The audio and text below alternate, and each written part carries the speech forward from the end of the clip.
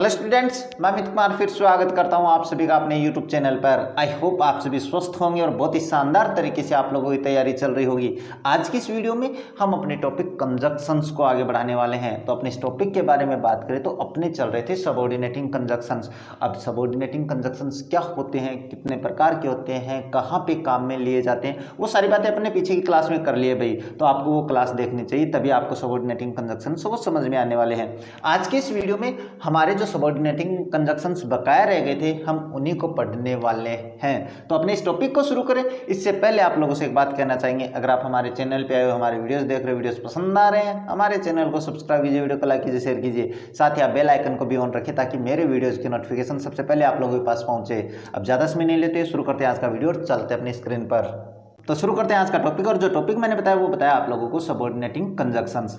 अब ये subordinating conjunctions क्या होते हैं, इनके क्या कार्य होते हैं, वो तो सारी बातें अपने पीछे क्लास में हो चुकी है भाई, बार बार बताने की आवश्यकता नहीं है। आप वो क्लास देख लेना, आपको बिल्कुल अच्छे से समझ में आ जाएगा। मैं थोड़ा सा आप लोगों को इसके बारे में बता देता हूँ कि कंजक्शंस क्या होते हैं भाई।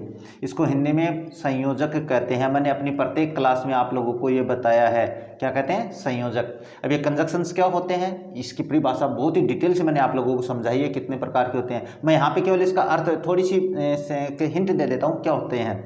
जोड़ने वाले शब्दों को अपन कंजक्शन कहते हैं। जोड़ने वाले जो शब्द होते हैं उनको अपन क्या कहते हैं भाई, कंजक्शंस कहते हैं। बस इतनी सी बात आपको ध्यान में रखनी है।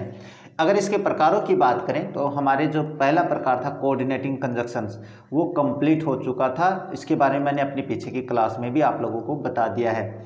अब जो हमारे चल रहे हैं वो चल रहे हैं सबऑर्डिनेटिंग कंजक्शंस। सबऑर्डिनेटिंग कंजक्शंस, इनके बारे में अपनी जो क्लास है वो पीछे अपलोड हो चुकी है, आपको वो क्लास देखनी है, तभी आपको ये दूसरी क्लास से समझ में आने वाली है। तो हम डायरेक्ट अब अपने जो सबऑर्डिनेटिंग कंजक्शन बकाया रह गए थे वहाँ पे चलते हैं।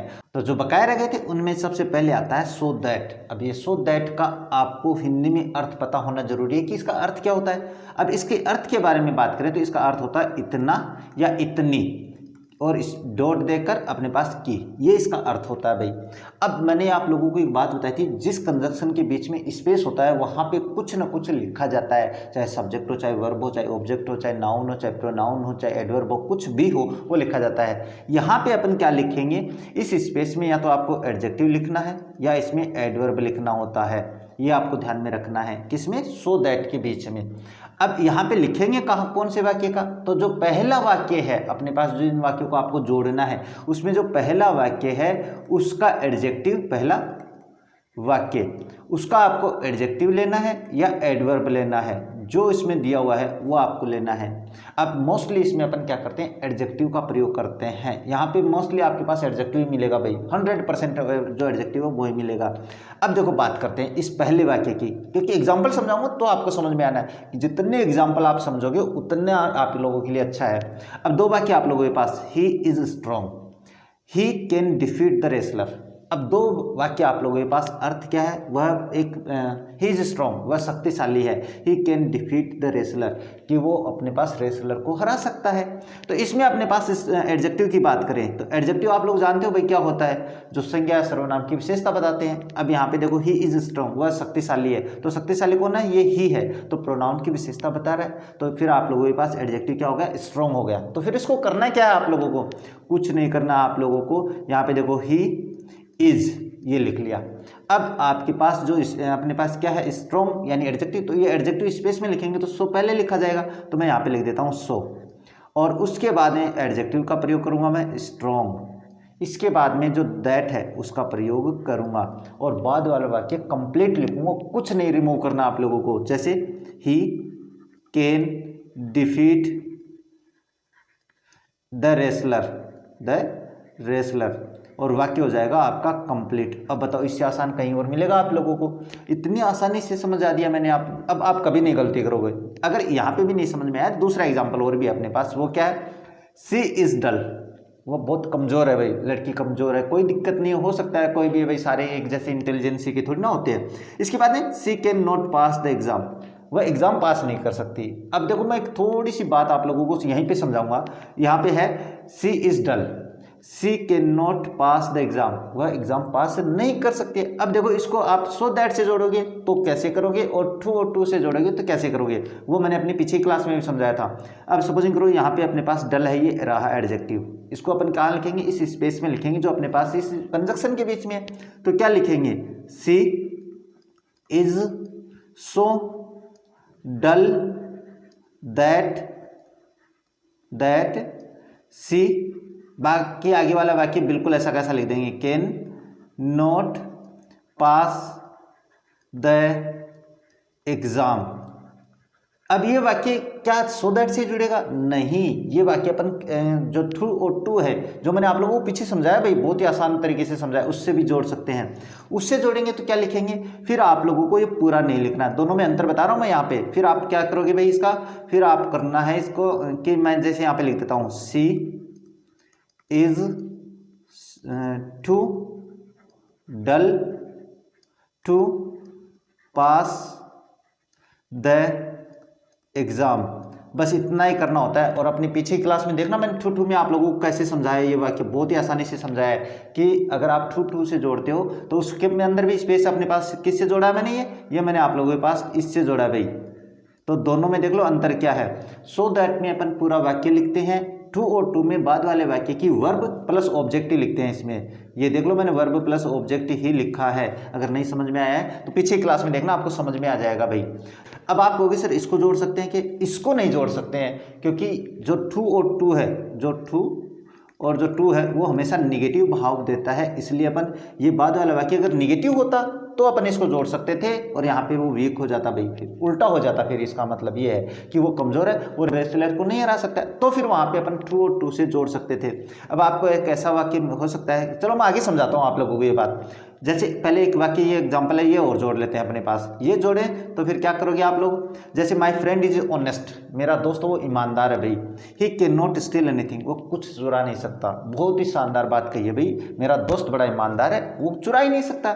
तो फिर आप क्या करोगे, जैसे मैं यहाँ पे लिखता हूँ माई फ्रेंड। अब माई फ्रेंड की क्या पहचान है, क्या विशेषता है कि वो ईमानदार है। तो पहले अपन हेल्पिंग वर्ब लिखेंगे, उसके बाद में अपन क्या करेंगे, सो का प्रयोग करेंगे, सो। इसके बाद में ऑनेस्ट, ये ऑनेस्ट लिख दिया मैंने। उसके बाद में आपको दैट का प्रयोग करना है, और उसके बाद में आपको ही कैन नॉट, बाद वाला वाक्य पूरा लिखना है, he can not steel anything, यानी मेरा दोस्त इतना ईमानदार है कि वो कुछ चुरा ही नहीं सकता भाई। तो ये हो जाता है सो दैट का आपका यहाँ पे प्रयोग। अब आप कहोगे सर क्या इसका अपन वाक्य निगेटिव है तो क्या अपन इससे टू से जोड़ सकते हैं, बिल्कुल जोड़ सकते हैं भाई। कैसे जोड़ोगे, तो फिर ये हो जाएगा my friend is too honest, ये अर्थ भी बता रखा मैंने अपनी पिछली क्लास में, टू स्टील एनीथिंग, ये हो जाएगा इसका अर्थ। यानी कहने का मतलब अगर बाद वाला वाक्य आपके पास क्या दे रखा है, निगेटिव दे रखा है, तो फिर आपको उसके टू से ऐसे कनेक्ट कर सकते हो। अब मैं एक जो बात बताने वाला था वो ये है कि वाक्य आपको ऐसे दे दिया, ये पूरा वाक्य बना के दे दिया उसने कि एग्जाम में ऐसा वाक्य आ गया, और इसमें कह दिया कि आपको टू और टू से वाक्य कनेक्ट करना है। तो देख लो कैसे करोगे फिर इस ये अपने पास तरीका अपनाना है आप लोगों को। यानी कहने का मतलब है किसी भी तरीके से पूछा जा सकता है। ऐसे दो एग्जाम के आपको जोड़ने के लिए भी कह सकता है, एक ऐसा एग्जाम्पल जोड़ा हुआ देखकर कह सकता है कि इसमें टू और टू का प्रयोग करो। तो फिर आपको इस तरीके से एग्जाम्पल है वो करने हैं। मैं इसके लिए अलग से क्लास लेकर आऊँगा भाई, क्योंकि मुझे पता है ऐसे आप लोगों के बीच में ना कन्फ्यूजन हो जाओगे। तो मैं अलग से क्लास लेकर आने वाला हूँ कि अगर ऐसे वाक्य हो तो उसको कैसे ट्रांसलेट करेंगे, ये बात मैं आप लोगों को समझाने वाला हूँ अपनी अगली क्लास में। अब मुझे लगता है ये कंजक्शन आप लोगों को समझ में आ गया होगा। तो बात करते हैं, देखो नेक्स्ट आता है आप लोगों के पास एज। अभी इस एज के बारे में एक बात बता देता हूँ। यहाँ पे अपने पास पढ़ेंगे किसके बारे में, एज कंजक्शन ऑफ कंपैरिजन, यानी तुलना करने वाले के रूप में। तुलना, कंपैरिजन का मतलब तुलना करने वाले कंजक्शन के रूप में पढ़ेंगे यहाँ पे। अब आप कहोगे और कौन सा हो सकता है, तो जो एज है इसके बारे में बता देता हूँ। ये कंजक्शन ऑफ टाइम भी हो सकता है, ये कंजक्शन ऑफ तुलना हो ही गया अपने पास, ये पर्पज भी हो सकता है। इसके बारे में सारे अपने जो एग्जाम्पल है वो मैं करवाने वाला हूँ। फिलहाल अपन बात करते हैं कंपैरिजन में। अब कंपैरिजन के बारे में एक बात बता देता हूँ, जब ये कंपैरिजन के रूप में होता है तो केवल ये पॉजिटिव डिग्री में काम में आता है भाई, ये ध्यान में रखना, पॉजिटिव डिग्री। अब ये डिग्री क्या होते हैं ये भी आप लोगों को समझाना पड़ेगा, तो ये टॉपिक मैं अलग लेकर आने वाला हूँ, डिग्री की क्लास अलग से लेकर आने वाला हूँ, आपको समझ में आएगा भाई। अब जब ये कंपैरिजन होता है तो समान चीज़ों में कैसे करता है भाई, वो अपन बात करेंगे। तो एक बात ध्यान में रखना, इससे जब अपन कंपैरिजन करते हैं तो एक जो एडजेक्टिव होगा पहले वाले वाक्य में, ये मैं अभी समझा रहा हूँ भाई, टाइम वाला आगे बाद में समझाऊंगा। जो एडजेक्टिव है उसके पहले आपको एज का प्रयोग करना है और उसके बाद में एज का प्रयोग करना है, बस इतना सा काम करना है आप लोगों को। और बाद वाले वाक्य का सब्जेक्ट लिख देना, कुछ भी नहीं करना है। देखो मैं ये वाक्य जोड़ूंगा तब समझ में आएगा भाई, क्योंकि ये ज़्यादा खास नहीं है, इंपॉर्टेंट भी नहीं है, टाइम वाला है, वो मैं समझाऊंगा आप लोगों को। He she is tall, I am tall, यानी वह भी लंबी है मैं भी लंबा हूँ, तो दोनों में कंपेरिजन हो रहा है कि नहीं हो रहा? हो रहा है, तो आसानी से जोड़ूंगा। देखो क्या हो जाएगा, she is as tall as I. अब आप कहोगे और कुछ लिखना है क्या सर? तो यहाँ पे आप लिख सकते हो, एम भी लिख सकते हो, टोल नहीं लिखना। फिर यहाँ पे हो जाएगा she is as tall as I. I के बाद में हेल्पिंग वर्ब लिख सकते हो, कोई गलत नहीं है, और नहीं भी लिखोगे तो कोई गलत नहीं करने वाला है, ये तभी मैंने ब्रैकेट में लिखा है। तो इसका मतलब हो जाएगा वह इतनी लंबी है जितना कि मैं। तो कंपेरिजन में काम आ रहा है कि नहीं आ रहा है? एज बिल्कुल आ रहा है। अब देखो चलो इसमें नहीं आया तो ये बताता हूँ मैं, ये क्या है, Ram is intelligent, Shyam is intelligent. तो राम भी इंटेलिजेंट और श्याम भी इंटेलिजेंट है, तुलना हो रही है दोनों में, और तुलना हो रही है तो फिर आप इसको क्या करोगे, तो इसमें अपन क्या करेंगे, जो एडजेक्टिव है उसके पहले आपको एज का प्रयोग करना है। तो क्या हो जाएगा, Ram is as intelligent as Shyam, और ब्रैकेट में लिख देते हैं इज। ये इज लिखने की आवश्यकता नहीं है, इसीलिए मैं ब्रैकेट में लिख रहा हूँ, ये दिमाग में रखना आप लोग। बस ये हो जाएगा, राम उतना ही इंटेलिजेंट है जितना कि श्याम है, दोनों में तुलना करवा दी। तो कंपैरिजन के रूप में एज का प्रयोग केवल इतना ही समझाएंगे भाई, बाकी इनके बारे में मैं अलग से टॉपिक लेकर आने वाला हूँ कि कैसे चेंज किया जाता है, इंटरचेंज किया जाता है, वो बात अलग करेंगे अपन। अब इसमें इसके बाद में आता है आप लोगों के पास देन। अब देन के बारे में बात करें तो इसका प्रयोग भी तुलना के लिए होता है, तुलना की जाती है भाई। यहाँ पे मैंने बताया कि इसका प्रयोग पॉजिटिव डिग्री में किया जाता है, इसका प्रयोग आप लोगों को कंपैरेटिव डिग्री में किया जाना है भाई। किस में किया जाना है? कंपैरेटिव डिग्री में इसका प्रयोग किया जाता है, ये ध्यान में रखना। अब ये जो डिग्रीज है ये आपको ऐसे नहीं समझ में आएगी भाई, यहाँ पे मैं आप लोगों को बाद में समझाऊंगा डिग्री टॉपिक में। अब इसमें क्या वाक्य बताता हूं भाई, इसमें क्या है, एक वाक्य पढ़ते हैं, America is rich country, Britain is not so rich. यानी अमेरिका तो अमीर देश है, ब्रिटेन वो उतना अमीर नहीं है, इसका मतलब तुलना हो रही है दोनों में भाई। अब तुलना हो रही है तो कैसे करेंगे अपन, तो इसमें आप लोग क्या करोगे, देन से जोड़ना है भाई। तो ये एक बात ध्यान में रखना, इसमें जो एडजेक्टिव दिया हुआ है इसको आपको कंपेरेटिव डिग्री में बनाना होता है, सीडी मतलब कंपेरेटिव डिग्री। कंपेरेटिव डिग्री ऐसे नहीं समझ में आने वाली है भाई, आप लोगों को अलग से क्लास समझाऊंगा तभी समझ में आने वाली है। तो इसमें अपन देखो, मैं वाक्य हल करता हूं तब समझ में आएगा। अमेरिका इज, और ये जो है इसकी मैंने कंपेरेटिव डिग्री बना दी रिचर, और उसके बाद में आपको क्या करना है, देन का प्रयोग करना है। तो रिचर देन, उसके बाद में आगे वाले वाक्य में से जिसके साथ तुलना हो रही है बस वही लिखना है। तो किससे हो रही है, ब्रिटेन से हो रही है, तो ये हो जाएगा आप लोगों के पास ब्रिटेन, और वाक्य हो जाएगा आपका कंप्लीट। अब आप कहोगे सर क्या इसको शोध से भी जोड़ सकते हैं? बिल्कुल जोड़ सकते हैं, लेकिन थोड़ा सा चेंज हो जाएगा भाई। इसमें क्या है कि जिसकी तुलना की जा रही होती है ना वो पहले लिखेंगे, क्योंकि जो कमजोर है वो पहले लिखेंगे। अगर वाक्य निगेटिव है तो, अगर अपने पास समान होते तो अपन दोनों वाक्यों में बिल्कुल जो पहला वाक्य है उसके एडजेक्टिव के पहले एज का प्रयोग करके बाद में एज का प्रयोग कर देते हैं। लेकिन आपके पास अगर वाक्य निगेटिव है बाद वाला वाक्य, तो पहले वो लिखेंगे। तो क्या लिखेंगे, Britain is not as rich as America. अब आप कहोगे सर अमेरिका बाद में क्यों लेके गए? अमेरिका बाद में इसलिए लेकर गए क्योंकि अगर मैं यहाँ पे अमेरिका कर देता, यहाँ पे अपने को नेगेटिव बनाना है, तो अमेरिका तो रिच है ही भाई, तो क्या हो जाता, अमेरिका इज नॉट रिच, ऐसे थोड़ी ना आ जाता अमेरिका, तो फिर वाक्य उल्टा हो जाता। तो जो नेगेटिव वाक्य है वो वाक्य आपको पहले लिखना होता है, अगर आपको एज से जोड़ना है इस वाक्य को। अगर नहीं समझ में आया तो कोई दिक्कत नहीं, ये तो बहुत ही आसान टॉपिक है, बाद में आपको अलग से समझाने वाला हूँ।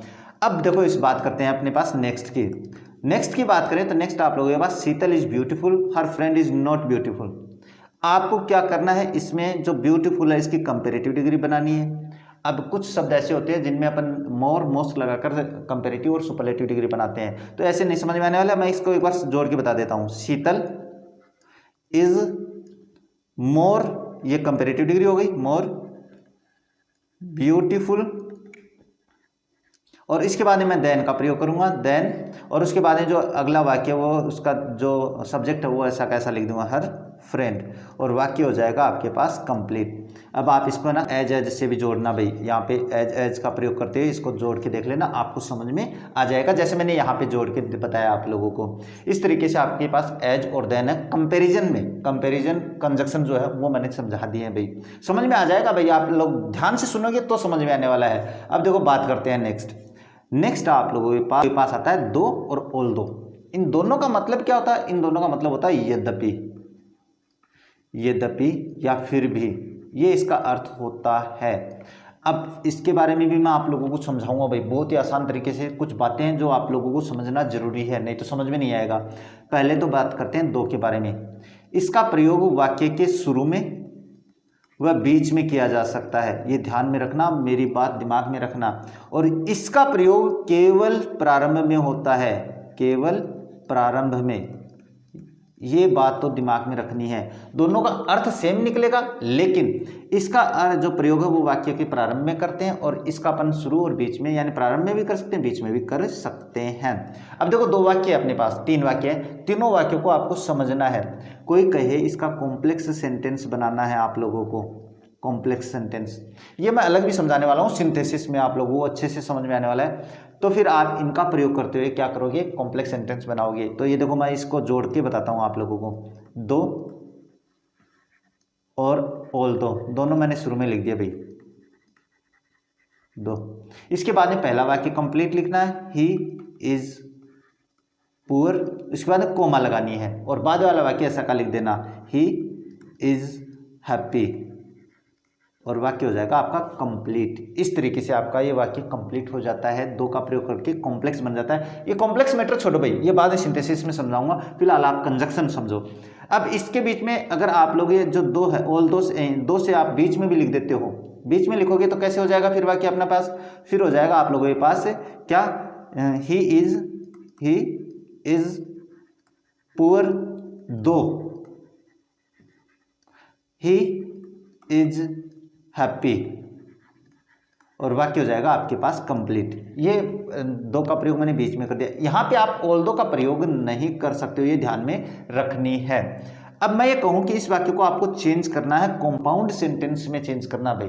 अब कंपाउंड सेंटेंस के लिए आपको क्या है कि ये जो अलग मैटर है भाई, कंपाउंड सेंटेंस में कैसे बदलेंगे कॉम्प्लेक्स में, ये तो मैं आप लोगों को सिंथेसिस में समझाने वाला हूँ या एनालिसिस में समझाने वाला हूँ। ये केवल फिलहाल मैं आप लोगों को कंजक्शन बता रहा हूँ। अगर आप इसको कंपाउंड बनाना चाहते हो तो फिर कंपाउंड बनाने के लिए आपको क्या करना पड़ेगा, यहाँ पे केवल बट और येट का प्रयोग कर देंगे, he is poor yet but he is happy, और वाक्य हो जाएगा कंप्लीट। इस तरीके से आपका ये तो आपके पास कॉम्प्लेक्स हो गया, ये आपके पास कंपाउंड हो गया, बस इतना सा अंतर है दोनों में, और कोई खास ज़्यादा अंतर नहीं है। तो ये जो कंपाउंड सेंटेंस को कैसे बनाएंगे, तो ये कंजक्शन कोऑर्डिनेटिंग कंजक्शंस है भाई, मैंने आप लोगों को समझा रखा है कोऑर्डिनेटिंग कंजक्शंस में। इस तरीके से आप लोगों को दो का ऑल दो का प्रयोग करते हुए कंप्लीट कर देना है। अब इसी तरह आप लोगों के पास क्या, she is weak she won the race, वह कमजोर है लेकिन क्या है, वो रेस जीत गई भाई।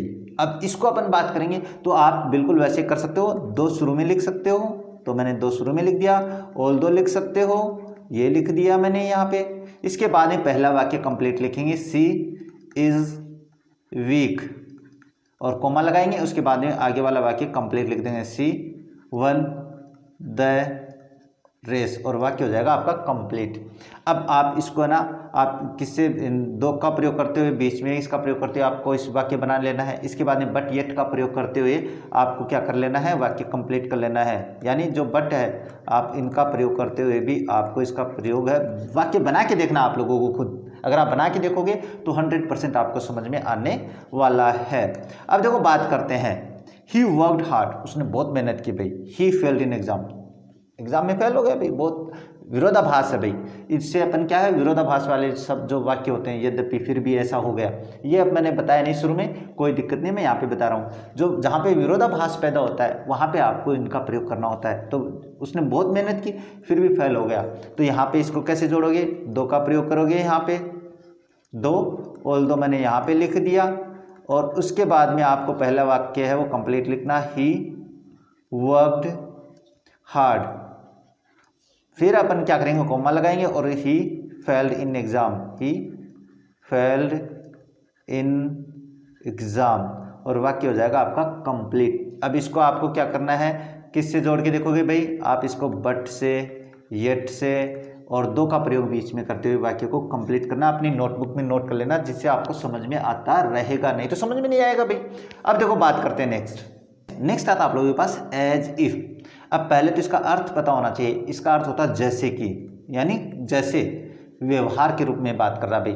अब जैसे की बात करें तो ये अपने पास कल्पना करता है भाई, जैसे मैं कहता हूँ ना कि वह ऐसे व्यवहार करता है जैसे कि प्रधानमंत्री हो, या वह ऐसे व्यवहार करता है जैसे कि वो मैनेजर हो, ऐसे इसमें अपन एज इफ का प्रयोग करते हैं। और कुछ नहीं करना है आपको, एज इफ का प्रयोग है दोनों वाक्यों के बीच में कर देना है, जिसमें वो जैसा व्यवहार करता है, जैसा बताते हैं ना उसके बारे में, उसके पहले एज इफ का प्रयोग करना है।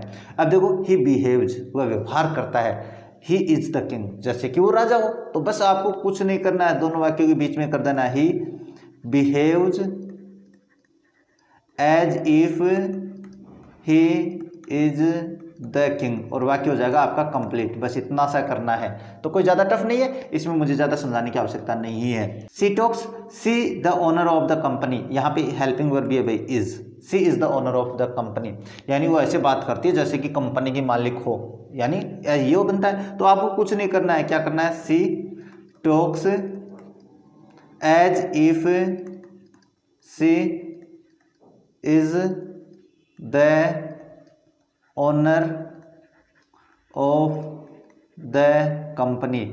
अब वाक्य आप लोग बना लेना भाई, क्यों, किसी भी तरह की कंपनी की स्पेलिंग रही यहाँ पे, अगर नहीं समझ में आ रही तो मैंने यहाँ पे लिख रखा है। बस मैंने आप लोगों को तरीका बताया कि इस तरीके से आपको वाक्य जोड़ना है, आप वाक्य सोल्व करना भाई, तभी आपको समझ में आएगा। तो मुझे नहीं लगता इसमें और समझाने की आवश्यकता है। अब बात करते हैं अनलेस की। अब अनलेस का मतलब जब तक कि नहीं होता भाई, शर्त है इसमें, जब तक कि नहीं होता है, इसका अर्थ होता है। और इसका प्रयोग भी आप कंडीशन वाले वाक्य में करते हो। कहाँ पे करते हो इसका प्रयोग, कंडीशन वाले वाक्य में। और कंडीशन अगर आपको नहीं समझ में आई है तो मेरी कंडीशन की क्लास है ना, मैंने अपलोड कर रखी है, वहाँ पे आपको आसानी से समझ में आ जाएगा कि अनलेस का प्रयोग कहाँ किया जाता है। फिर भी मैं यहाँ पे समझा देता हूँ। एक बात ध्यान में रखना, इसका प्रयोग हमेशा कहाँ पे करोगे, आपको क्या करना पड़ेगा भाई, वो वाक्य देखना पड़ेगा जिसमें ये बताया जाता है कि ऐसा नहीं करने से ऐसा हो जाएगा। तो जैसा नहीं करने से, यानी जिस वाक्य में कहा जाता है कि तुम तेज दौड़ो, तो तेज दौड़ने के पहले आप लोगों को अनलेस का प्रयोग करना है। देखो मैं एग्जांपल समझाता हूं तब आपको समझ में आएगा। क्या है, he can not forgive you, वो तुम्हें माफ नहीं कर सकता है। यू कन्फेस योर फॉल्ट, अगर तुम अपनी क्या है गलती नहीं स्वीकार कर लेते हो, तो कब तक माफ नहीं कर सकता, जब तक कि तुम अपनी गलती स्वीकार नहीं कर लेते हो। तो ये रहा कि ऐसा नहीं कर लेते हो तो क्या करेंगे, तो इसका अनलेस का प्रयोग इसके पहले करेंगे भाई। तो देखो he can not forgive you, इसके बाद में आपको अनलेस का प्रयोग करना है, अनलेस, और बाद वाला वाक्य ऐसा कैसा लिख देना, unless you confess your fault, और वाक्य हो जाएगा आपका कंप्लीट। इस तरीके से आपको अपना वाक्य कंप्लीट कर देना अनलेस से, यानी जब तक कि तुम अपनी गलती स्वीकार नहीं कर लेते हो वो तुम्हें माफ नहीं कर सकता है। बस इतना सा ध्यान में रखना है। देखो इसमें नहीं आया तो ये बताता हूँ, ही कम्स हियर, वह यहाँ आता है, she will not cut the cake. अब बाद वाला काम कौन सा है, बाद वाला ये काम है भाई, यानी जो पहले काम हो रहा है ना, जिसके लिए पहले शर्त रखी गई है, उसके पहले अनलेस का प्रयोग करना है। तो वो क्या नहीं करेगी, वो केक नहीं काटेगी। कब तक नहीं काटेगी भाई, जब तक कि वो नहीं आ जाता है। तो ये काम आपके पास क्या है, बाद में होने वाला है। इससे आपको आसानी से समझ में आ जाएगा भाई, जो काम पहले होने वाला है ना, आपको उसके पहले किसका प्रयोग करना है, अनलेस का प्रयोग करना है। ये बस इतनी सी बात है। यहाँ पे भी देखो वो माफी नहीं मांग लेता, तब तक ऐसा नहीं हो सकता भाई। तो इसका मतलब पहले ये काम होना है, इसमें यहाँ पे पहले काम ये होना है, तभी बाद वाला काम होगा। तो आपको पहले वाले काम के पहले अनलेस का प्रयोग कर देना है। अब समझ में आ जाएगा, मुझे पता है। तो अनलेस, यहाँ पे अनलेस लिखा, ही कम्स हियर, और कोमा लगाएंगे बाद वाले वाक्य, पहले वाले वाक्य के बाद में, और बाद वाला वाक्य ऐसा कैसा लिख देंगे, she will not cut the cake, और वाक्य हो जाएगा आपका कंप्लीट। इस तरीके से वाक्य को अनलेस से जोड़ देना है। मुझे नहीं लगता इसमें आपको ज़्यादा समझाने की आवश्यकता है भाई। अब देखो बात करते हैं नेक्स्ट आता है आप लोगों के पास इन ऑर्डर दैट। सबसे पहले तो आप लोगों को इसका अर्थ पता होना चाहिए, के लिए होता है इसका अर्थ, के लिए, यानी फॉर का जो अर्थ है वो होता है, लेकिन यहाँ पे इसका प्रयोग है वो उद्देश्य के लिए होता है भाई। ये ध्यान में रखना भाई कि कोई काम करने के लिए इसका उद्देश्य होगा भाई। उस उद्देश्य के पहले आपको किसका प्रयोग करना है, इन ऑर्डर दैट का प्रयोग करना है। मोस्टली इसका प्रयोग आपको दोनों वाक्य के बीच में कर देना है और कुछ नहीं करना है। ये वाक्य अपन है ना, जब इसको इंटरचेंज करना होगा तब आपको इन ऑर्डर दैट है सिंथेसिस में समझ में आने वाला है। फिलहाल मैं यही बता देता हूँ कंजक्शन में कैसे काम में लेना है। तो इसमें क्या है, ही हेल्प्स द पुअर, वो गरीबों की सहायता करता है। ही कैन गेट ब्लेसिंग्स, वह आशीर्वाद प्राप्त कर सकता है या आशीर्वाद ले सके, इसलिए तो करता है। तो उद्देश्य क्या हो गया, ये हो गया भाई, ही कैन गेट ब्लेसिंग्स। तो इसके पहले आपको इन ऑर्डर दैट का प्रयोग करना है। तो क्या हो जाएगा, he helps the poor in order that, बस इतना सा ही काम करना है, इन ऑर्डर दैट, और बाद वाला वाक्य कंप्लीट लिख देना, ही कैन गेट ब्लेसिंग्स, और वाक्य हो जाएगा आपके पास कंप्लीट। ये इस तरीके से आपको कर देना है, यानी जिसमें उद्देश्य होता है उस उद्देश्य के पहले इस कंजक्शन का प्रयोग किया जाता है। बस इतना सा ध्यान में रखना है। ए फादर अर्न्स, एक पिता कमाता है भाई। He can feed his family, अपने परिवार को खिला सके, भरण पोषण कर सके भाई। तो उद्देश्य क्या है उस फादर का उद्देश्य है he can feed his family, अपने परिवार को खिला सके। तो बस ये करना है आपको, ए फादर, उद्देश्य के पहले आपको इन ऑर्डर दैट का प्रयोग करना है। अर्न्स यानी एक पिता है वो कमाता है। In order that, in order that, और बाद वाला वाक्य कंप्लीट, ही कैन फीड का मतलब खिलाना होता भाई, हिज फैमिली, और वाक्य हो जाएगा आपके पास कंप्लीट। अब इसमें और समझाने की आवश्यकता नहीं है भाई। मुझे लगता है ये सरल वाक्य वो मैं जल्दी करवा देता हूँ ताकि अपनी क्लास लंबी ना हो जाए।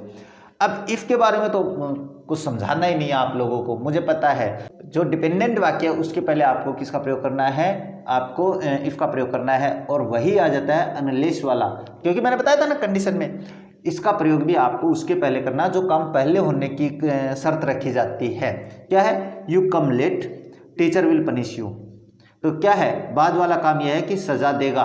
तो पहले क्या काम है, अगर तुम ऐसा करते हो तो कंडीशन की क्लास मैंने बहुत ही शानदार तरीके से अपलोड कर रखी है, वो देख लेना। तो बाद जो पहले वाला वाक्य है इसके काम होने की संभावना पहले है कि अगर वो ऐसा करता है, तो पहले अगर वो ऐसा करता है तो ऐसा होगा। तो फिर इसके पहले आपको इफ का प्रयोग करना है। तो क्या हो जाएगा, if you come late teacher, और वाक्य ऐसा का ऐसा लिख देंगे, कुछ नहीं हटाएंगे, विल पनिश यू, और वाक्य हो जाएगा आपका कंप्लीट। इस तरीके से आपको इफ से जोड़ देना भाई। ये काम आप, ये तो है वही अपने पास ओपन कंडीशन, क्लोज्ड कंडीशन भी होती है, इनफुलफिलमेंट कंडीशन भी होती है। इनको आपको मेरी कंडीशन की क्लास में देखना भाई, आपको वहाँ पे समझ में आने वाला है। तो मुझे लगता है बस इसमें इतनी बात करेंगे, बाकी अपने सिंथेसिस में समझेंगे। बात करते हैं नेक्स्ट आता है आप लोगों के पास सो दैट। अब सो दैट के बारे में बात करें तो आप कहोगे सर एक सो दैट तो पहले पढ़ा था, तो उसमें और इसमें अंतर क्या है, वो अपन ने इस तरीके से पढ़ा था। इसके बीच में कोई स्पेस नहीं है, यानी ये दोनों एक साथ लिखे जाएंगे। इसमें अपने स्पेस में कुछ न कुछ लिखा गया था, वो आपको उस क्लास में देखना।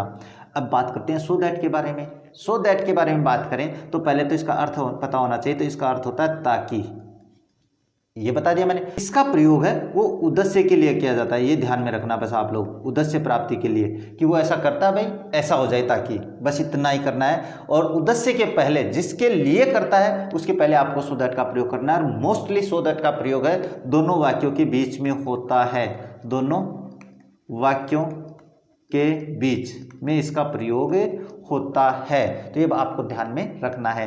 अब देखो वाक्य से आपको समझ में आने वाला है, क्या है, ही रेन वेरी फास्ट, वो तेज दौड़ा भाई। He could win the race, वह रेस जीत सके। तो फिर आपको क्या करना है, उद्देश्य क्या है उसका, उद्देश्य है रेस जीत सके। तो इसके पहले अपन इसका प्रयोग करेंगे। तो he ran very fast so that he could win the race, और वाक्य आपका हो जाएगा कंप्लीट। यानी कहने का मतलब उद्देश्य के पहले आपको सो दैट का प्रयोग कर देना है और कुछ नहीं करना, और मोस्टली बीच में ही होता है, तो ये तो और भी आसान हो गया। इसमें और समझा देता हूँ। I wake up early in the morning, मैं सुबह जल्दी उठता हूँ। आई कैन डू योगा, मैं योगा कर सकूँ भाई, इसलिए तो उठता हूँ। अब देखो इसको जोड़ते हैं, तो मेरा पर्पज क्या है सुबह जल्दी उठने का? आई कैन डू, मैं, तो हो जाएगा I wake up early in the morning, ये मैंने पूरा वाक्य लिख दिया। इसके बाद में आपको सो दैट का प्रयोग करना है, सो दैट। इसके बाद में आपको पूरा वाक्य आगे वाला लिख देना है, आई कैन डू योगा, और पर्पज हो गया मैं योगा कर सकूं, मैं सुबह जल्दी उठता हूं ताकि योगा कर सकूं। बस इतना सा वाक्य कंप्लीट हो जाता है, और मुझे नहीं लगता कहीं और समझ में कोई और दिक्कत आने वाली है भाई। तो बात करते हैं लेस्ट। इसका प्रयोग भी बहुत ही आसान है। शुड वाले वाक्य के पहले इसका प्रयोग करना है। शुड वाला वाक्य पहले दिया हुआ है तो पहले लिख दो, बीच में अगर बाद में दिया हो तो बीच में लिख दो, बस इतना सा करना है। इसमें ज़्यादा समझाने की आवश्यकता नहीं है, तो बस ये मैं ऐसे ही समझाऊंगा भाई। वॉक केयरफुली, और उसके बाद आपको लेस्ट का प्रयोग करना है। लेस्ट यू शुड फॉल, और वाक्य हो जाएगा कंप्लीट। इसमें भी आपको ऐसे run fast, लेस्ट you should miss the bus, और वाक्य हो जाएगा आपका कंप्लीट। यानी कहने का मतलब तेज दौड़ो ताकि तुम बस मिस ना कर दो। यहाँ पे क्या है, ढंग से चलो नहीं तो गिर ना जाओ, बस इसका अर्थ ही होता है भाई। तो इसमें ज़्यादा समझाने की आवश्यकता नहीं है, आता भी नहीं है। शुड वाले वाक्य के पहले जो काम ऐसा नहीं हो जाए भाई, इसके पहले आपको लेस्ट का प्रयोग कर देना है, तो ज़्यादा खास नहीं है। बात करते हैं, देखो नेक्स्ट आता है एज, कंजक्शन ऑफ टाइम के रूप में। मैंने बताया था ना, कंजक्शन ऑफ टाइम के रूप में भी एज का प्रयोग करेंगे। इसमें आपको क्या करना है, जो काम पहले से चल रहा होता है या जो काम पहले होता है, एज का प्रयोग यहाँ पे समय के लिए होगा भाई प्रयोग, ये ध्यान में रखना। मैंने वहाँ पे कंपैरिजन भी बताया था। अब देखो यहाँ पे आपको क्या करना है, जो काम पहले से होता है ना, उसके पहले जो कार्य पहले हो उसके पहले आपको, उसके पहले एज का प्रयोग होता है भाई, ये ध्यान में रखना मेरी बात। एज का प्रयोग होता है और वाक्य हो जाएगा आपका कंप्लीट। देखो अब बात करते हैं, ही फाउंड माई बुक, उसे किताब मिली। He was walking in garden, जब वो वॉकिंग कर रहा था कहाँ, गार्डन में। तो पहले क्या काम कर रहा है, वो चलने का काम कर रहा है भाई। क्या काम, वो पहले वहाँ पे चल रहा था, फिर उसको किताब मिल रही है भाई। तो पहले वाले वाक्य के पहले आपको इसका प्रयोग करना है, तो क्या हो जाएगा, बहुत ही आसान है। देखो आगे वाला वाक्य भी समझाऊंगा। ही फाउंड माई बुक, और यहाँ पे एज का प्रयोग कर देना है, और ही वॉज, बाद वाला वाक्य कंप्लीट करेंगे भाई, कुछ नहीं हटाना है इसमें भी। वॉकिंग इन गार्डन, और वाक्य हो जाएगा कंप्लीट। अब देखो इसका अर्थ बताता हूँ, उसे मेरी किताब मिली कब, यहाँ पे एज का मतलब जब से होता है भाई, जब। As he was walking in the garden, जब वो बगीचे में टहल रहा था। तो पहले से काम ये चल रहा है, तो इसमें अपने पास, मैंने अपनी 10th की क्लास में भी आप लोगों को समझाया, अगर आप लोगों ने वहाँ पे नहीं देखा है तो देखना, आपको समझ में आएगा। तो इसमें नहीं आया, ये बताता हूँ। देखो, सी इंटर्ड द रूम, उसने कमरे में प्रवेश किया। ही सा ए स्नेक। अब एक बात बताओ, इसमें पहले काम कौन सा हुआ भाई, उसका कमरे में प्रवेश करने का हुआ है भाई। उसके बाद ही तो उसने सांप देखा है, तो इसका मतलब एज का प्रयोग इसके पहले होगा। तो मैं ये दोनों अलग अलग क्यों समझा रहा हूँ, क्योंकि इसका प्रयोग आपके पास बीच में भी हो सकता है और शुरू में भी हो सकता है। मैं ये समझाने की कोशिश कर रहा हूँ। तो क्या हो जाएगा, as she entered the room, comma लगाएंगे, बाद वाला वाक्य कंप्लीट लिखेंगे। सी सा ए स्नेक, और वाक्य हो जाएगा आपके पास कंप्लीट। तो कोई ज़्यादा टफ नहीं है भाई। फिर भी अगर कोई दिक्कत आती है तो ये अपने सारे रिवाइज होने वाले हैं सिंथेसिस में, याद रखना भाई। अब देखो बात करते हैं एज कंजक्शन ऑफ रीजन, कारण क्या रूप में भी होता है भाई इसका प्रयोग। कारण में भी आपको कैसे पहचान करनी है, जो कारण होगा उस कारण के पहले एज का प्रयोग करेंगे, ये ध्यान में रखना। अब कारण कैसे, वाक्य समझाऊंगा तब समझ में आएगा, ऐसे नहीं समझ में आने वाला है। तो ये देखो, ही वॉज वीक, कमजोर था भाई वो। ही लॉस्ट रेसलिंग, उसने कुश्ती खो दी, कुश्ती में हार गया। अब कारण क्या था कुश्ती में हारने का, कारण ये था कि वो कमज़ोर था।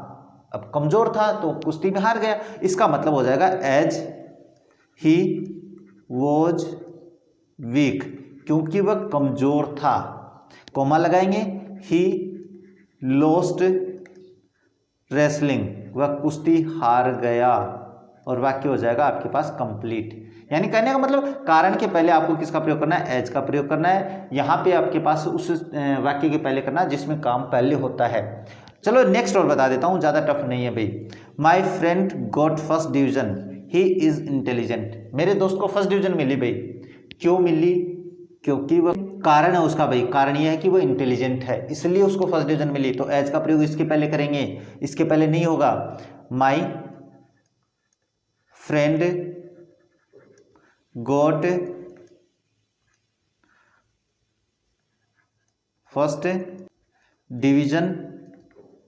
अब इसके बाद आपको एज का प्रयोग कर देना, एज, क्योंकि he is intelligent, he is intelligent, और वाक्य हो जाएगा आपके पास कंप्लीट। इस तरीके से आपको वाक्य पहचान करनी है। तो मुझे लगता है अब आप लोगों को समझ में आ गया होगा। एज कंजक्शन के कितने प्रकार पढ़ लिए अपने, कंजक्शन ऑफ रीजन पढ़ लिया, कंजक्शन ऑफ टाइम पढ़ लिया, कंजक्शन ऑफ पर्पज पढ़ लिया, ये सारी बातें अपने पढ़ लिया भाई, याद रखना भाई। अब देखो बात करते हैं नेक्स्ट आता है बिकॉज।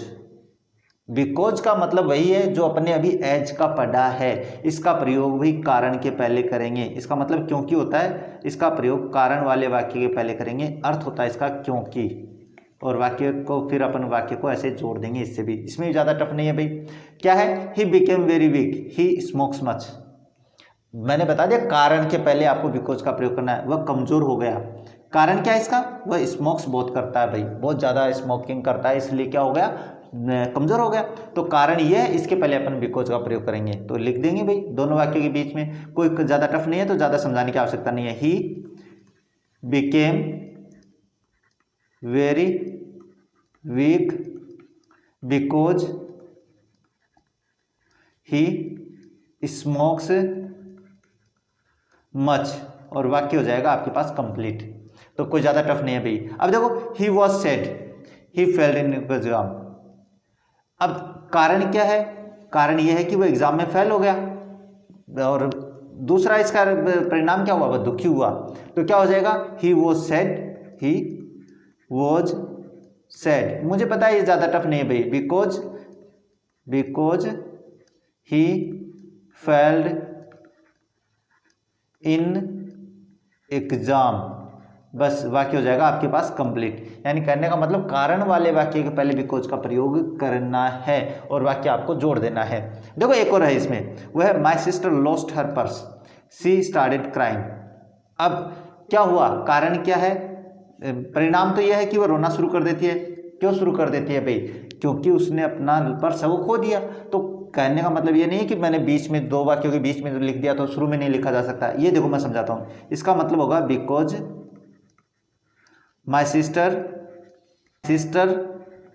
लॉस्ट हर पर्स, और वाक्य के बाद में अपन लिखाएं बिकॉज लिख दिया। अब आप कहोगे सर यहाँ पे छोड़ेंगे कैसे, तो कॉमा लगाएंगे, और कॉमा लगाने के बाद वाला वाक्य ऐसा कैसा लिख देंगे, सी स्टार्टेड क्राइंग, और वाक्य हो जाएगा आपके पास कंप्लीट। इस तरीके से आपको वाक्य कंप्लीट कर देना है, यानी कारण के पहले आपको बिकॉज का प्रयोग करना है। अब आप कहोगे सर यहाँ पे एज का प्रयोग कर सकते हैं, बिल्कुल कर सकते हैं। ये वाक्य ऐसे भी बन सकता है, कोई गलत नहीं है। As my sister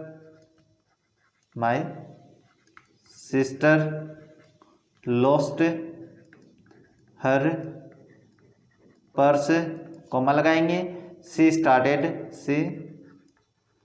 started crying, क्योंकि मेरी बहन है उसने अपना पर्स खो दिया, वह रोना शुरू कर देती है। तो इस यहाँ पे अपन कारण के लिए एज का प्रयोग भी कर सकते हैं, कोई ज़्यादा टफ नहीं है भाई, तो ज़्यादा समझाने की आवश्यकता नहीं है। देखो बात करते हैं नेक्स्ट बात करें तो नेक्स्ट आप लोगों के पास आता है टिल और अनटिल। अब टिल और अनटिल के बारे में बात करें तो इसका अर्थ होता है जब तक की, और बिल्कुल कंडीशन वाला है भैया आप लोगों के पास। कौन सा है, कंडीशन वाला वाक्य है।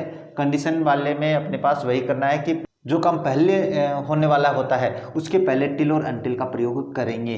और इसका अर्थ आप लोगों को बहुत ही आसान है भाई, कंडीशन वाला वाक्य जहाँ पे इफ़ का प्रयोग किए थे, जहाँ पे अपने पास अनलेस का प्रयोग किए थे वहाँ पे इसका प्रयोग हो सकता है। वो अपने पास जब तक की शर्त होती है, ये अपने पास समय की शर्त होती है, वो बात अपन अलग करने वाले हैं।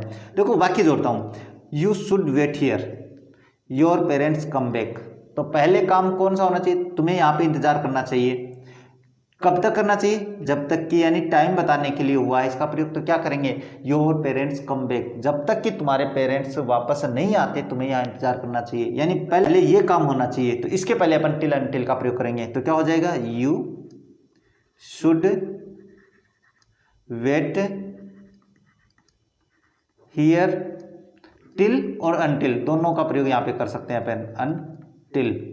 और बाद वाला वाक्य ऐसा कैसा लिख देंगे, योर पेरेंट्स कम बैक, और वाक्य हो जाएगा आपके पास कंप्लीट। यानी कहने का मतलब है जो काम पहले होना चाहिए ना उसके पहले टिल अनटिल का प्रयोग करना है, और जो समय बताता है, समय बताने वाले वाक्य के पहले टिल अनटिल का प्रयोग कर देंगे। कोई ज़्यादा टफ नहीं है भाई। देखो इसमें और समझा देता हूँ, you should work hard you get success, कठिन मेहनत करनी चाहिए जब तक कि सक्सेस नहीं मिल जाती है, बस इतना ही तो है। तो बाद वाला मतलब पहले जब तक कि मेहनत करनी चाहिए, कब तक की, जब तक कि आप सक्सेस नहीं हो जाते हो, यानी ऐसा नहीं हो जाता तब तक तुम ऐसा करो, वहां पे उसके पहले आपको किसका प्रयोग करना है। तो क्या हो जाएगा, you should work hard till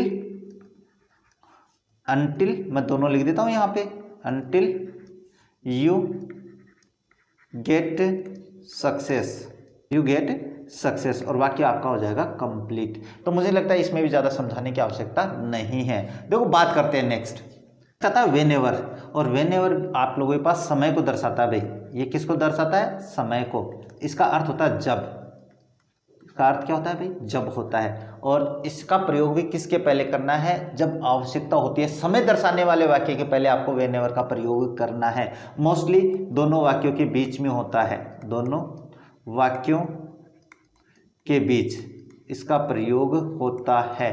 तो अपन बात कर लेते हैं पहले एग्जाम्पल से ही। Sonu comes to me, Sonu मेरे पास आता है भाई। ही नीड्स एनी हेल्प, जब उसको सहायता की आवश्यकता होती है। तो यानी कहने का मतलब जब ऐसा होता है तो वो ऐसा करता है, उसके पहले आपको दैट इज व्हेनेवर का प्रयोग करना है और कुछ नहीं करना है। तो देखो ज़्यादा टफ नहीं है, इसलिए मैं यहाँ पे ज़्यादा समय नहीं लगाऊंगा। See Sonu comes to me whenever he need any help, और वाक्य हो जाएगा आपके पास कंप्लीट। अब देखो इसमें बताते हैं, it rains I keep an umbrella with me, जब ऐसा होता है तो मैं ऐसा करता हूं भाई। तो बारिश होती है तो मैं अपने छाता अपने पास रखता हूं। तो कहने का मतलब व्हेनेवर का प्रयोग वाक्य के मोस्टली बीच में होता है। ऐसा नहीं कि मैंने बता दिया तो आप ये कर दो, इसमें ऐसा होता है तो ऐसा करता हूं। तो जो ऐसा होता है उसके पहले आपको व्हेनेवर का प्रयोग करना है। तो व्हेनेवर इट रेन्स क्या हो जाएगा, व्हेन एवर इट रेन्स, और कॉमा लगाएंगे और बाद वाला वाक्य बिल्कुल ऐसा कंप्लीट लिख देंगे। आई कीप एन अम्ब्रेला विथ मी, और वाक्य आपका हो जाएगा कंप्लीट। इस तरीके से आपको व्हेनेवर से भी जोड़ देना है। ये ज़्यादा टफ नहीं भाई, इसलिए मैं ज़्यादा समय इसमें खराब नहीं कर रहा हूँ। बात करते देखो नेक्स्ट आता आप लोगों के पास वेन। अब वेन का मतलब भी जब होता है, इसका अर्थ क्या होता है, जब, और इसका प्रयोग भी समय के लिए होता है, समय को दर्शाता है ये भी। अब आप कहोगे सर इसका प्रयोग करेंगे कहाँ, जो काम पहले से चल रहा है उसके पहले करना है। पहले से चल रहे कार्य के साथ करना है इसका प्रयोग, यानी जो काम जिस वाक्य में कार्य पहले से चल रहा है उसके पहले आपको इसका प्रयोग करना है, बाकी कुछ नहीं करना है भाई। तो देखो कैसे करेंगे, I was sleeping he arrived. अब इसमें बात करें तो आपके पास पहले से काम कौन सा चल रहा है, आई वॉज स्लीपिंग, मैं सो रहा था, ही अराइव्ड, वह पहुंचा। तो फिर अपन क्या करेंगे, इसका पहले से काम चल रहा तो इसके साथ करेंगे व्हेन आई वॉज स्लीपिंग, और कॉमा लगा देंगे और बाद वाला वाक्य लिख देंगे ही अराइव्ड, और वाक्य हो जाएगा कंप्लीट। ये तो हो गया इस तरीके से। अब ये तो मैंने शुरू में कर दिया, अब इस वाक्य को पढ़ो, he found a purse he was going to college. अब पहले से काम कौन सा चल रहा था, पहले से ये चल रहा था भाई, जब वो कॉलेज जा रहा था उसे क्या मिला, ही फाउंड ए पर्स। उसको पर्स मिला तो क्या हो जाएगा ही, ये बाद वाला काम है भाई, फाउंड ए पर्स। अब वाक्य में अपन वेन का प्रयोग करेंगे, when he was going to college. अगर आपको वेन का और अर्थ डिटेल से समझना है तो आप मेरे टेंस की क्लास देख लेना, उसमें आपको समझ में आने वाला है। पास्ट इंडेफिनिट की क्लास की बात कर रहा हूं मैं। अब यहाँ पे क्या है, जो काम पहले से चल रहा है उसके पहले मैंने देखो वेन का प्रयोग कर दिया है। और अगर दोनों वाक्य में एक ही टेंस का प्रयोग होता तो जो काम पहले होता फिर और जो बाद में होता उससे पहले वाले कार्य के साथ ही अपन इसका प्रयोग करते हैं। तो ये ध्यान में रखना, पास्ट इंडेफिनिट में देख लेना। बात करते देखो नेक्स्ट आता है एज सून एज। इसके बारे में बात करें तो जैसे ही, इसका अर्थ निकलता है जैसे ही वैसे ही। ये अर्थ होता है भाई, मैं आप लोगों को समझाऊंगा जब अर्थ बताऊंगा। इसका प्रयोग भी समय के साथ होता है भाई, इसका प्रयोग भी किसके लिए होता है, समय के लिए होता है। ध्यान में रखना, ये छोटी छोटी बातें हैं, बाकी कोई अर्थ पूछने वाला नहीं है कि समय के लिए होगा किसके लिए होगा। अब देखो इसमें क्या करना है, जो काम पहले होगा और उस काम से कोई दूसरा कारण होगा, मतलब परिणाम होगा, तो जो काम पहले होगा उसके पहले आप लोगों को किसका प्रयोग करना है, एज सून एज का प्रयोग करना है। यानी पहले काम के पहले, पहले कार्य के पहले इसका प्रयोग होता है। कार्य का मतलब जिस वाक्य में काम पहले घटित होता है, घटना पहले होती है, उसके पहले आपको एज सून एज का प्रयोग करना है। अब देखो इसमें समझ में आएगा, the thief saw the police, चोर ने पुलिस को देखा भाई, इसका मतलब पहले हो गया काम। बाद में उसने क्या किया, वह भाग गया, तो पहले काम क्या हुआ है, उसने पुलिस को देखा है, तो एज सून एज का प्रयोग अपन इसके साथ कर देंगे। तो क्या हो जाएगा, as soon as the thief saw the police, comma लगाएंगे, बाद वाला वाक्य ऐसा कैसा लिख देंगे, ही रेन अवे, और वाक्य हो जाएगा कंप्लीट। ये आपको ध्यान में रखना है। अब चलो ये ऐसे नहीं समझ में आया तो एक और वाक्य अपने पास, वो समझा देते हैं। Teacher came into class, teacher class में आया, स्टूडेंट्स स्टूड अप, छात्र खड़े हो गए। तो पहले काम क्या हुआ है, टीचर के आने का हुआ है कि जब जैसे ही टीचर आया बच्चे खड़े हो गए, या जैसे ही टीचर आया वैसे ही स्टूडेंट्स खड़े हो गए। तो पहले काम टीचर के आने का हुआ, तो एज सून एज इसके पहले लिखेंगे भाई, as soon as teacher came into class, comma लगाएंगे, बाद वाला वाक्य ऐसा कैसा लिख देंगे, स्टूडेंट्स स्टूड अप, बच्चे खड़े हो गए, स्टूड अप, और वाक्य हो जाएगा आपका कंप्लीट। अब इसमें और देख लो भाई, आई विल लीव द होटल, मैं होटल छोड़ूंगा, यू कम, जैसे तुम आ जाते हो, यानी जैसे ही तुम आ जाते हो तो पहले को ये काम होगा भाई, उसके आने का काम पहले होगा, तो एज सून एज का प्रयोग इसके पहले करेंगे। तो क्या हो जाएगा, I will leave the hotel as soon as you come, यानी जैसे ही तुम आ जाते हो वैसे ही अपन होटल छोड़ देंगे। तो इसका मतलब पहले काम ये होना चाहिए तभी तो वो होटल छोड़ेगा, तो ये बाद वाला वाक्य हो गया। इसका मतलब है जो काम पहले होता है उसके पहले आपको एज सून एज का प्रयोग करना है। और मुझे नहीं लगता कि अब समझ में नहीं आया होगा भाई, इतना तो समझ में आ जाता है आप लोगों को। बात करते हैं देखो नेक्स्ट है सिंस कंजक्शन ऑफ टाइम का मतलब होता है, तो इसका मतलब जब से, इसका मतलब जब से होगा भाई। फिर अगर समय के रूप में काम में लिया जा रहा है, इसका प्रयोग अपन कारण के रूप में भी करेंगे, तो वो बाद में करेंगे। पहले इसमें समय वाले वाक्य के पहले प्रयोग करना है, समय जिसमें बताया जाए, समय बताने वाले वाक्य के पहले इसका प्रयोग होता है भाई, ये ध्यान में रखना। अब देखो, many amendments have been done, कई बदलाव किए गए हैं। The new government came to rule, नई सरकार रूल में आई है।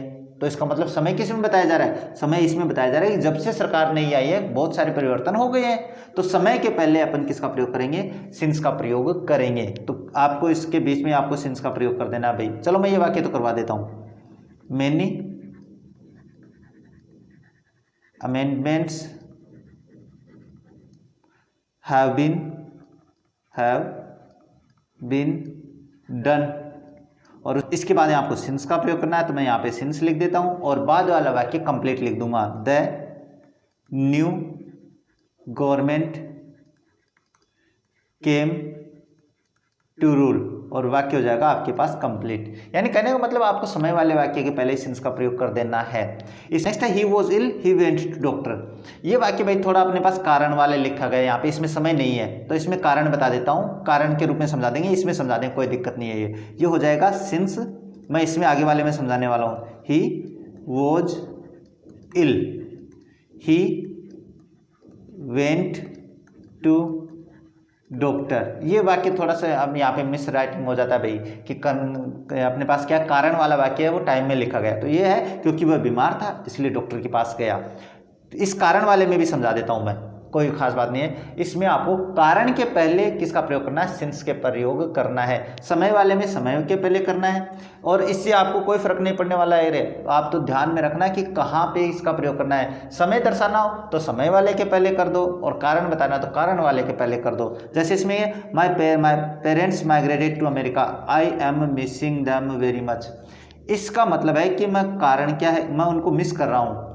किनको, अपने पेरेंट्स को। तो इसमें अपन कारण और समय दोनों बताते हैं, क्योंकि मेरे पेरेंट्स है वो अमेरिका चले गए इसलिए मैं मिस कर रहा हूँ। जब से मेरे पेरेंट्स अमेरिका गए मैं उनको मिस कर रहा हूँ। यानी कहने का मतलब कंजक्शन से ये कोई ज़्यादा दिक्कत नहीं होने वाली है भैया आप लोगों को। आप तो देख लेना वाक्य में समय है कि कारण है कि क्या है, बस उसके पहले आपको इसका प्रयोग करना है। सिंस माई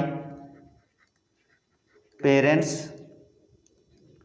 माइग्रेटेड, यानी जब से मेरे पिताजी और अमेरिका गए हैं, माइग्रेटेड टू अमेरिका, और कोमा लगाएंगे, बाद वाला वाक्य कंप्लीट लिख देंगे। आई एम मिसिंग, मैं उनको याद कर रहा हूँ भाई, missing them very much, very much, और वाक्य हो जाएगा आपके पास कंप्लीट। ऐसा इसमें करना, teacher punished him he was late. Teacher भाई क्योंकि इसमें कारण है भाई, कारण क्या है, वो लेट था इसलिए ऐसा परिणाम हुआ है। तो क्या हो जाएगा, इन दोनों के बीच में सिंस का प्रयोग कर देना है। यानी समय या कारण वाले वाक्य के पहले सिंस का प्रयोग किया जाता है। तो इसमें देखो कारण ये रहा, कारण के पहले अपन सिंस का प्रयोग करेंगे और दोनों वाक्यों को जोड़ के यहाँ पे अपन लिख देंगे। इस तरीके से आपका जो सिंस है वो भी कंप्लीट हो जाता है, और जो आपके सबऑर्डिनेटिंग कंजक्शंस है वो भी अब कंप्लीट हो चुके हैं। तो मुझे नहीं लगता कि इस क्लास में आप लोगों को कोई समस्या आई होगी, और समस्या आ भी गई होगी तो कोई दिक्कत नहीं है। तो सिंथेसिस में आप लोगों को समझ में आने वाला है, वहाँ पे भी यही प्रयोग होने वाले हैं, यही कंजक्शंस काम में आने वाले हैं, तो वहाँ पे भी बिल्कुल ये रिवाइज होने वाला है। मिलते हैं आप लोगों से आगे एक नया टॉपिक लेकर, तब तक देखते रहिए हमारा चैनल। जय हिंद, जय भारत।